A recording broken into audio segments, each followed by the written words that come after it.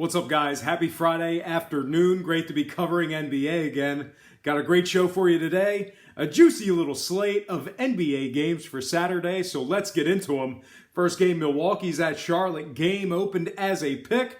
Charlotte took the money. They're now laying 1.5. Total move downward to 210.5 as well. Should see this one get back to a pick as 70% of the money's now on Milwaukee. Probably see movement on this line back and forth till tip-off. A couple reasons why I think Milwaukee's taking more money in the spot here. Number one, overall record against the spread. Now, depending on where you're shopping at, this Bucks ball club's gone 16-13 against the number overall and 2-0 in their last couple of games. Reason number two, Milwaukee's pretty damn good on the road, 8-6 against the number when traveling, 5-4 as the official road underdog.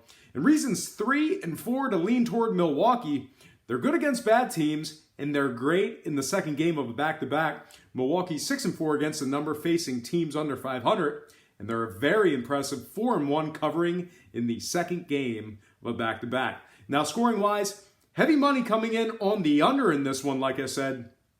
Total open 212, now 210.5. If you're leaning toward a little more of a sharp play in this one, you might be in a pretty good spot as Milwaukee games went 4-0 to the over in their last 4. Meanwhile, a little bit different story on the other side as the Charlotte games have gone just 1-3 to the over in their last 4 themselves. All of those games were played at Charlotte's home court, by the way. So keeping those facts in mind, I'm going to take a free pass on the total in this one. I'm also going to take a pass on the money line, although this should end up back as a pick'em when it comes to the spread. I'll be more than happy to buy it up and take a couple points on the spread, though. So all told, I'm going to purchase the hook, buy it up, and take the underdog, Milwaukee Bucks, +2, getting the job done against a number. Next game, Chicago +6.5 at Boston. Some movement downward on the total. 206 is where I have it right now. Currently, the Celtics are just about 3-1 to win it outright. And at the moment, Chicago is taking just 41% of the public action. So look for them to catch another half a point or so very shortly. Bit of a trap game here potentially for Chicago bettors. I mean, they played some good ball here as of late. 7-1 outright in their last 8. 11-1 against the spread in their last 12. These guys have been on absolute fire when it comes to making the betting public a little money. For some reason, though, I find myself fading the Red Hot Bulls in this one. Here's why. Number one, Boston's a great covering team. So far, depending on where you're shopping at, 23-12 against the number on the year. Absolutely incredible. 9-4 in games at the current point spread. Reason number two to fade the red hot Chicago Bulls. Boston's great at the Garden. 11-6 against the number at home. 18-8 versus teams allowing more than 102 a game. And reason number three to lean Boston. Chicago's had a pretty easy schedule as of late. Now, I know you don't control your schedule. You play who you play. But in this current tear of victories, Chicago's been covering over the likes of the Knicks, Jazz, Sixers, and Magic, all within the past couple of weeks. It's certainly a different feel taking on the Celtics in the Garden. Now, when it comes to the scoring, plenty of offense in these Chicago games, 3-1 to the over in their last 4.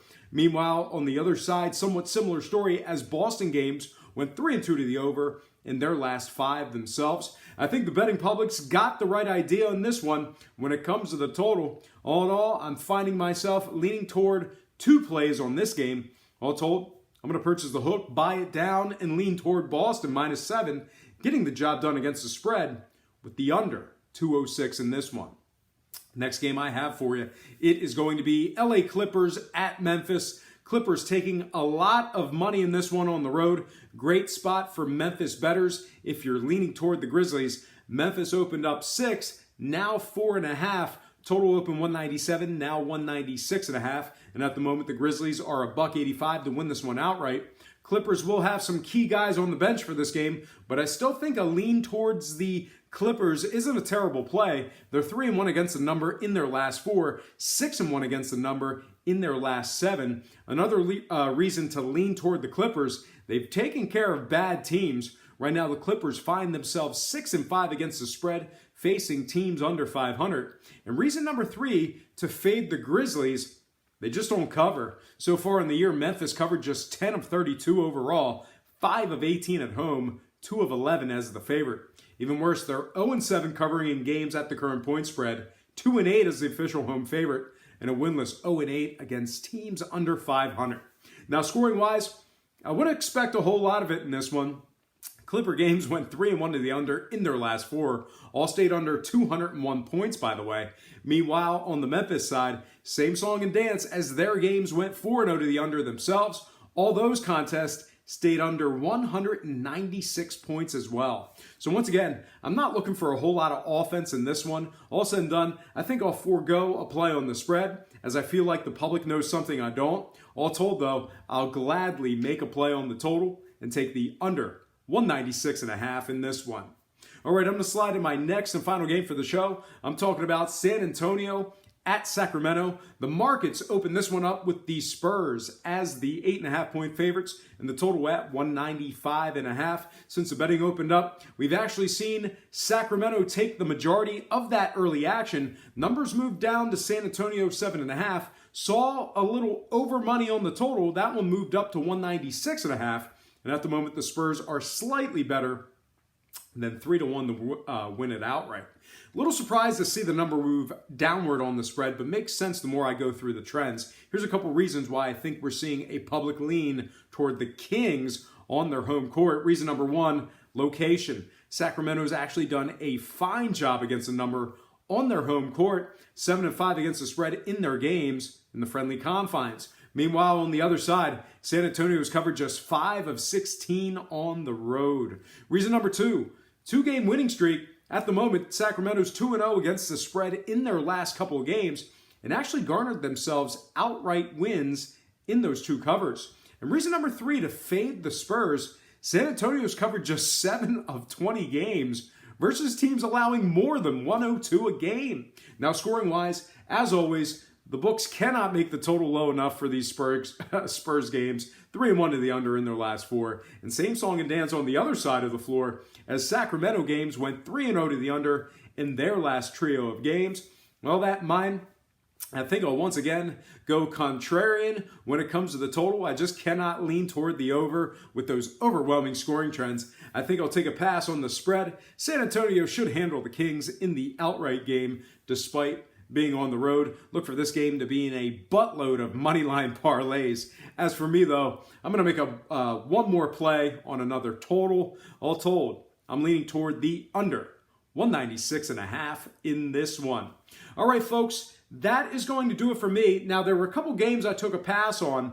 Brooklyn plus 10 at Indiana. 61% of the money in that game is on Brooklyn to cover. Brooklyn's 10-6 against the spread on the road. Indiana's 10-7 against the number at home. Should be a tough one for you fellow cappers to figure out. And then the other one I took a pass on was Minnesota laying 7.5 at Phoenix. Minnesota's 3-1 to win that one outright.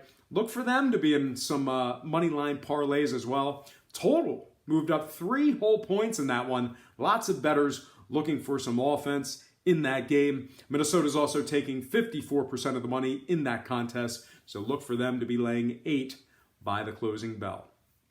All right, folks, that is going to do it for me. Great to be back in the NBA action. I know it's been probably about a month or 2 since I've done some NBA betting lines and picks and predictions. So it's great to be back. I love doing NBA, lots of numbers, lots of information to digest. So certainly great being back. And if you watch a lot of my NBA videos, thank you for being patient.